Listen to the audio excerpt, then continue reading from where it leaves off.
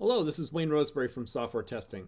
So today I'm going to talk about modeling test problems and how the model grows really fast. This is more of a theoretical discussion. It's based on some test problems I was really working on, but I want to show why we use reduction strategies to try to make the number of tests that we do smaller compared against the really fast growing possible number of tests that you could have.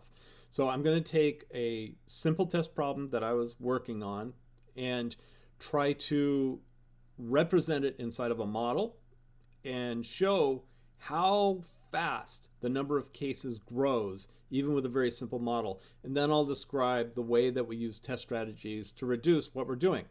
This is a common testing problem. It's really the heart of test test design and test planning is confronting these big problems of domain growth, right? The number of cases they track off to infinity, and even when we try to manage them, they go to very large numbers that aren't feasible for a person to execute, and frequently not even automation to execute. So let's talk about this. Thank you. Okay, let's talk about how quickly a testing problem gets very large very fast. I'm not going to specifically do any testing in this video.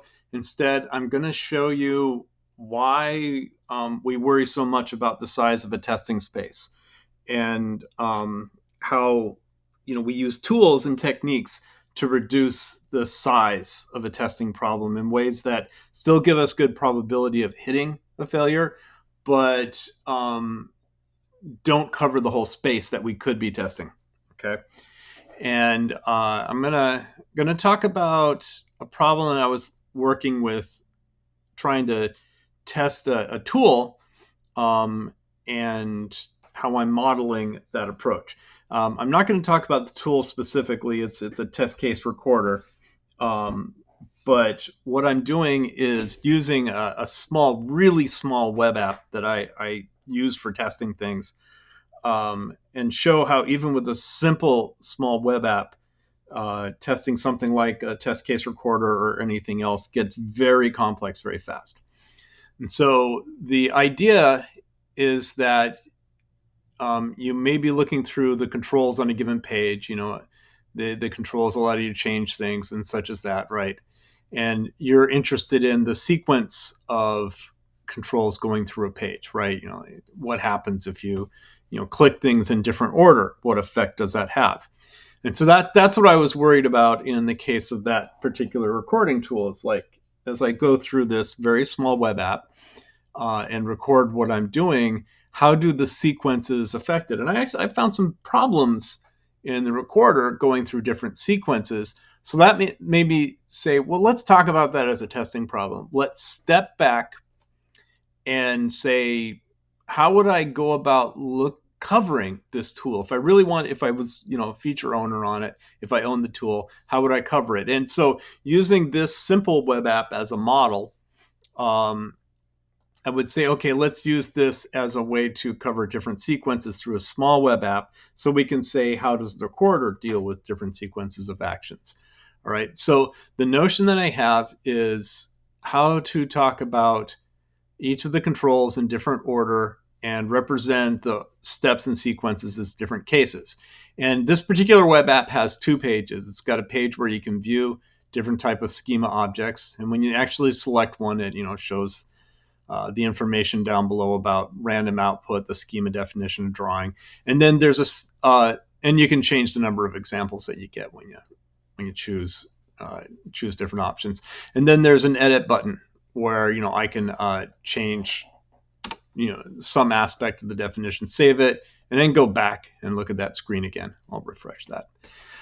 So there's different orders you could do this, right? And do the orders change the coverage of the recording tool? Right?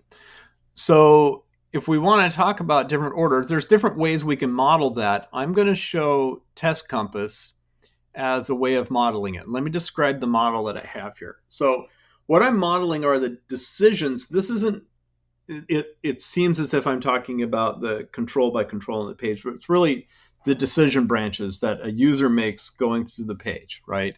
And there's some artificiality in the order implied here, but the way I've stacked them up somewhat erases that artificiality. Um, so the idea is like you come in and for each of the controls, I'm going to change this one, yes or no. I'm going to change that one, yes or no. I'm going to change that one, yes or no. And those correspond to these three controls on the top of the screen here. Okay. So yes or no, yes or no, yes or no. And so the idea is like, what did I change before doing the next thing? And so then I come in and there's that edit button. Did I click it?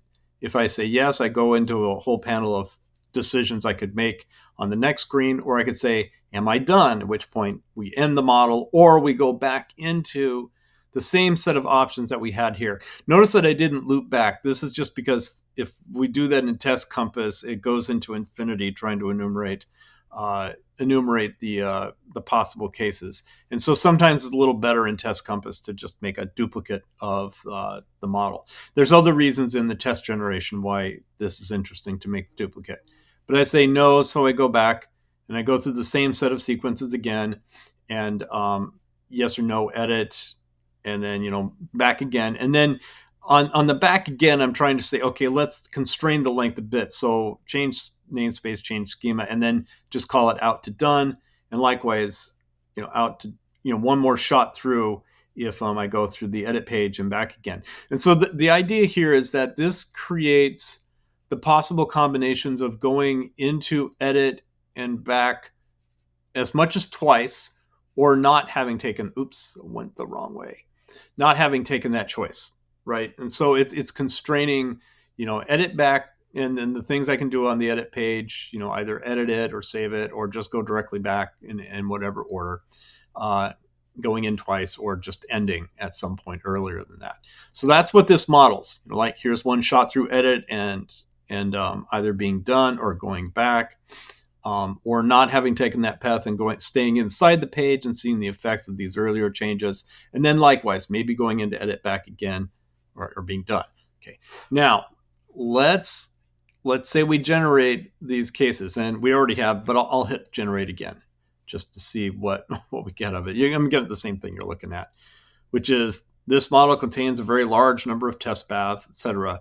Well, Test Compass truncates at 256. Nice round power of 2, convenient thing to truncate to. And there's strategies for reduction, and I'll talk about those in a bit.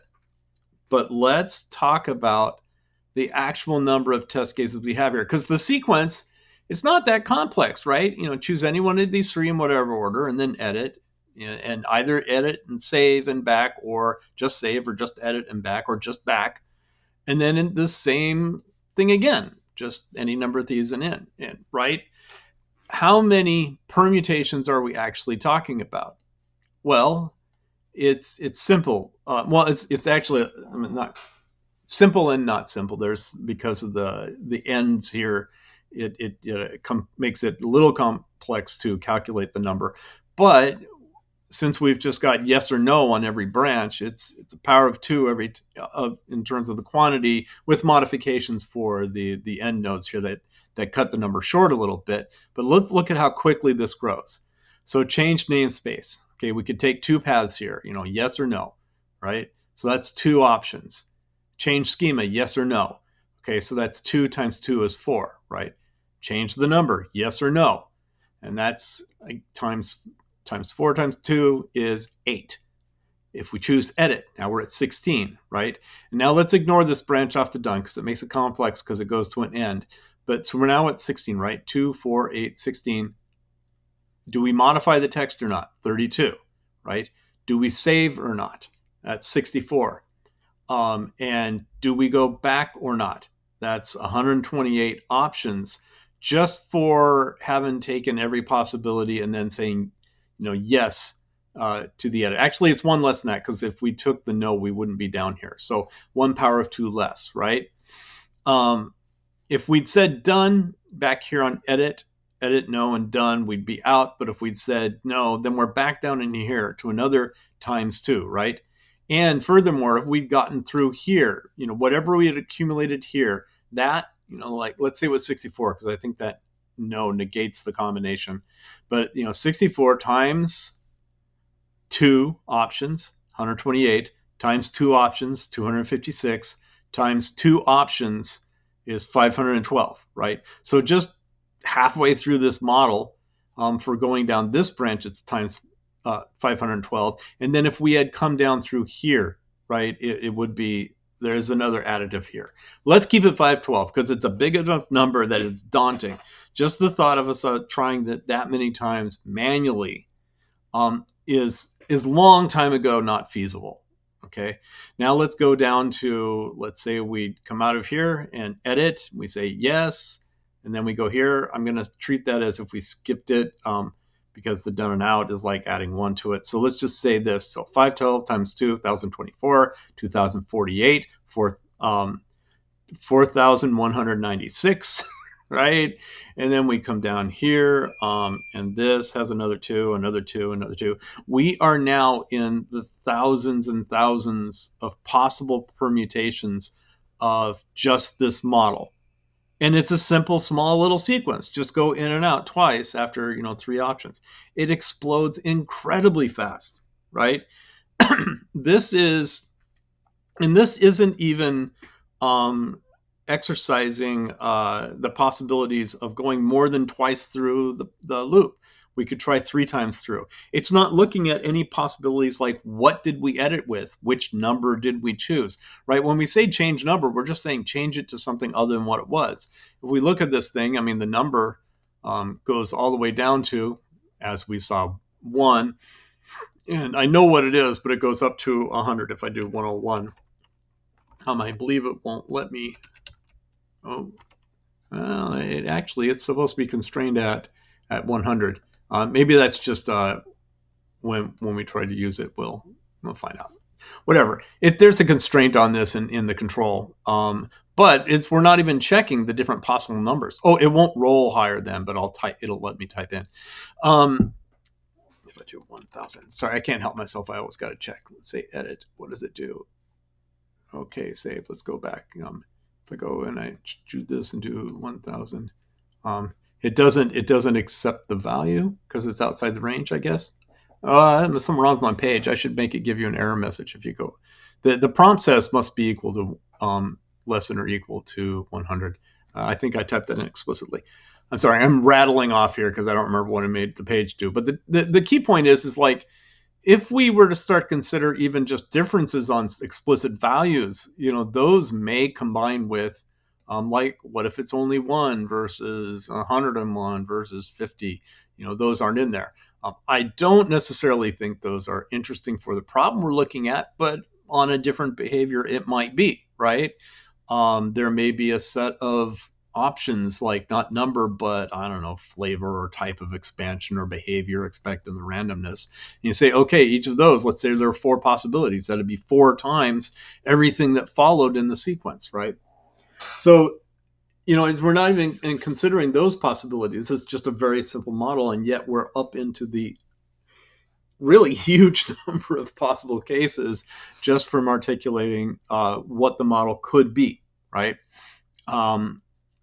So, and if we express this in the real relationship, right? The real relationship doesn't go back to a copy of the instance of it, right? A real relationship on this model would go back here.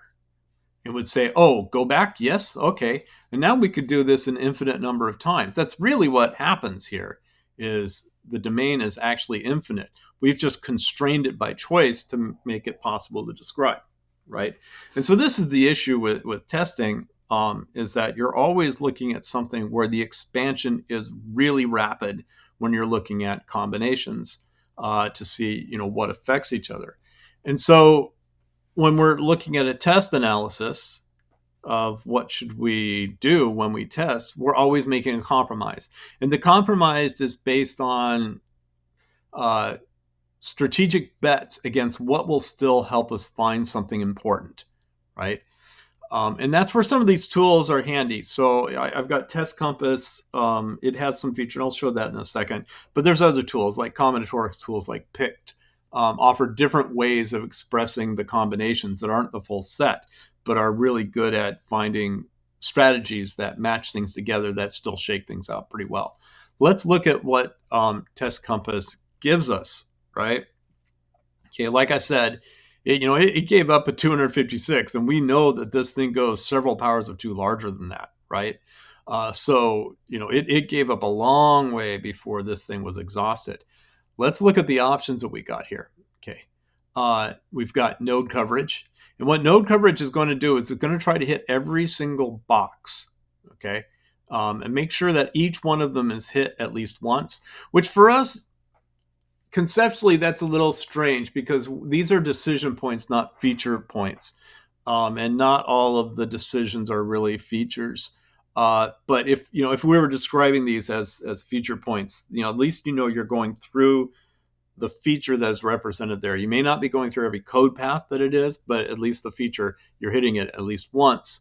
So that's one way. Say hit every box in the model. Then there's another one which is edge coverage, which says for every single line between them, hit those. So that forces you to take every yes and no at least once, right? So that's another.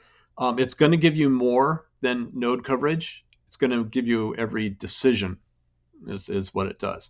And so that's really good because it could be that the no was necessary to do something on the path between, like coming out of this without having done this, maybe a different condition. And actually I know that in the code it is, because if we skip changing the namespace and come in, then we're getting the default set first and picking from it versus having to make a call back to the REST API to get the list of schema to repopulate it, right? There's a completely different set of conditions that have to happen to do that. So that would be an interesting, one to look at. And then multiple condition coverage, which what that does is forces it to start combining the different options together. We get an expression here: test all multiple conditions in the model at least once. Okay. And so you got 2 consecutive paths and you make sure you cover them at least once. And that gives you an even larger set. So these are strategies that actually work pretty well. At least we know we're hitting every decision and combinations of decisions to cover more without having to cover every possible combination altogether, right? So which is what path coverage is. That says do everything this thing could do, right? So let's take a comparison, right, and see what we would get. So if we were doing node coverage, cover every node. This one's almost surprising, but Test Compass, and I haven't worked out to see if I believe it or not. Test Compass has a strategy to hit every single box in this model using only 2 cases, right? Now they're long sequences, right? But it's like, yeah, I can do this in 2, which is interesting. If you believe that that's all you need is to hit those boxes, then each of those boxes, then that's a really crazy reduction that might work well for you, right? We go from ungodly thousands numbers of cases to just 2. So that's good.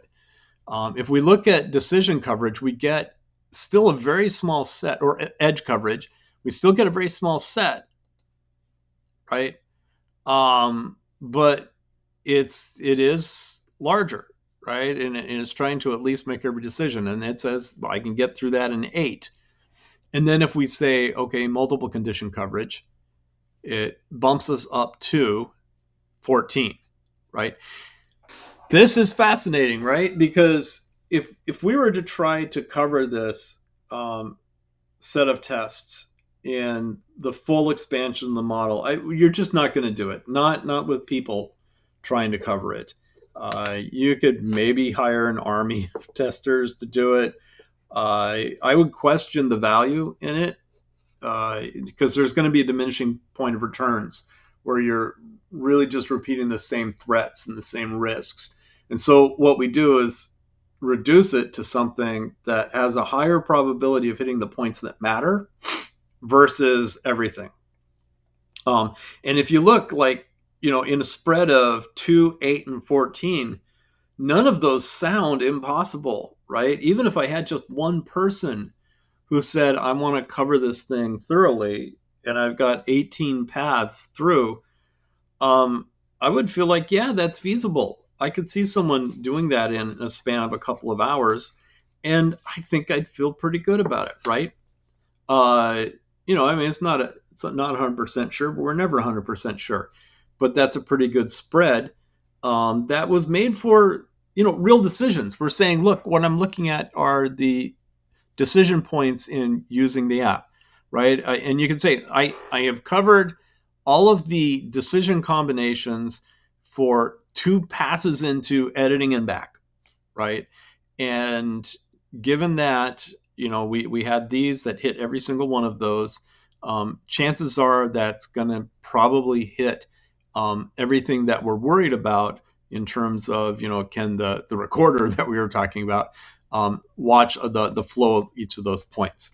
So that works pretty well. To the automation point, because someone's going to look at the full set of cases and the path coverage and generate test cases back again, and think about this for a second. Okay, we stopped at 256, but we know this thing goes up into the sum power of 2, much larger than 256. I just haven't worked out the impact of these duns on reducing the number or not. But would the thousands and thousands of steps through this also be good to cover? If we were doing this at an API level, if we were doing this at a unit test level or component level down where it's really low, I would say, even at the thousands and thousands, go for it, right? Because that kind of stuff runs fast. And you've also got, a lot more control over the application state. You've got a lot more accountability over what it's doing and collecting what it's hitting. So I would say, yeah, if this was a low-level behavior, why not? But what we're talking about is UI automation inside of an environment of even a third level, which is a test recorder, and we're testing the test recorder's ability to watch this flow. There's so much happening in the stack of the automation trying to control this app while the recorder watches, and it's going to run very slowly, right? It would probably take it would probably take seconds per, depends on how you write the automation and how much delay loads up inside controlling. You've got the state and things like that, but also instantiation of the test state tends to take at least a little bit. Even on the fastest systems, I've seen it take a minute or two to go from deciding to do the test to we're ready to run. And given that kind of cost, you could go parallel, but it means multiple machines or multiple VHDs or that kind of stuff. That even with automation, the value in covering this space starts to pale against the cost, and the cost in terms of the time, the cost in terms of the machine compute, and cost in terms of the complexity of what you're trying to manage inside of the automation space, and the noise that's going to come back from the various spurious failures, because you always get these meaningless failures automating at the UI level, and trying to decide, is this real or not? I don't think it'd be worth it. So again, even if I was automating around those, if this was a UI test, I wouldn't take a full expansion of this model. I would still adopt some kind of reduction strategy. I would probably create myself a richer model and still use a reduction strategy to pick what I was doing next. So that's my thought. This is a more theoretical thing. I mean, it was practical in that I'm showing you tools for a problem I really was working on. But this is more about testing idea and theory and stuff like that, and explaining why the problem gets so fat so quickly, and some of the techniques we can use to reduce that. So I'm going to call it that. Thank you.